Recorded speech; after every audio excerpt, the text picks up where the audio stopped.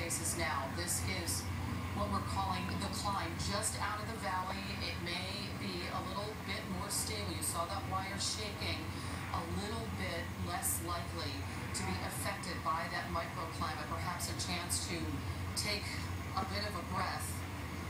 Nick hoping that this section of the walk at least gives him a mental break, a little calm to gear up for the end. So he's done that tricky downhill walk at the beginning, the wet zone, so dramatic, and in the valley, and told us, Josh, he actually likes going uphill. It's sort of like walking upstairs. You can actually see what's in front of you. It's easier to see the wire and center yourself. So it maybe preserve himself, because what he faces ahead is even tougher than this.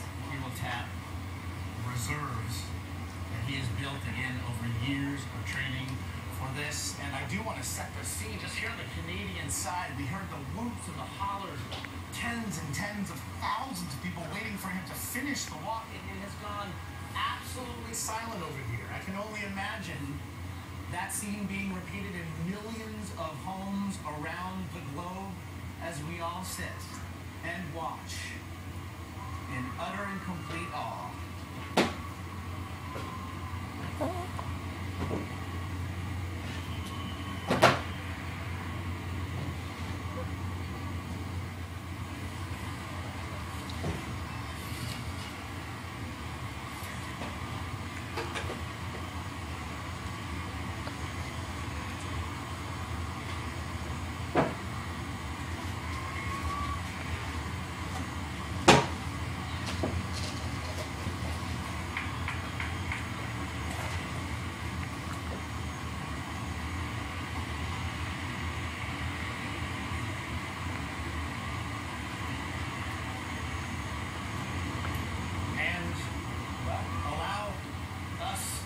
To welcome Nick to Canada as he crosses over the border again, some 60% of the way or so through his walk. As he makes his way uphill, he'll be doing so in Canadian airspace. And for those of you wondering, especially on social media, Twitter and Facebook, yes, Nick Wallenda, in addition to that 40-pound balancing pole, is also traveling with his passport. With his passport? Terry, Wow. Anna, and Josh. It would now be a good time to check in with Nick. You know, I think Nick's ready to answer a couple more questions. Okay. Nick, tell us what has been most challenging for you thus far. You know, that mist was thick, and it was hard to see at times. It's been a challenge, and it's all been visual more than anything. You know, it's so important, as in the earlier piece, that my vision, and I'm able to see and be able to focus. And it was very hard to focus. There was so much moving around me. Wind going one way, mist going another. It wasn't pretty, that's for sure. Very uncomfortable for a while. And that mist was, that wind was wild. You know, I'd heard all the stories, but to actually feel it, you know, it would come at me one way and then hit me from the front and then hit me from the back, and it was definitely quite a challenge, and you know, nothing that I wasn't prepared for, but more than I expected, that's for sure.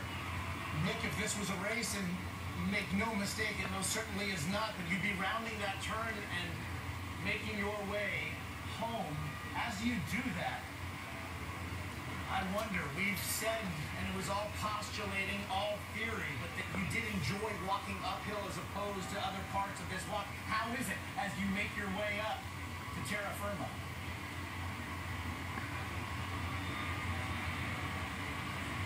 You know, I'm strained, I'm drained. You know, this is so physical, not only mental, but physical. And fighting that wind isn't easy, and my hands, actually at this point, feel like they're going numb.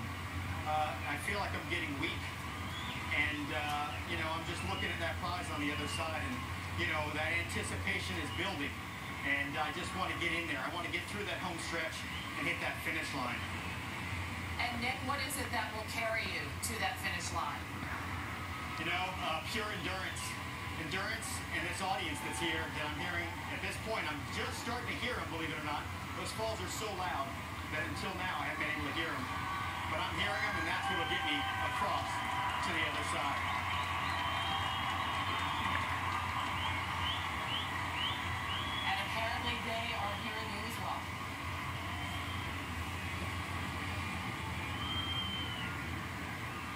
What's up, Dad? You're doing fine. Just,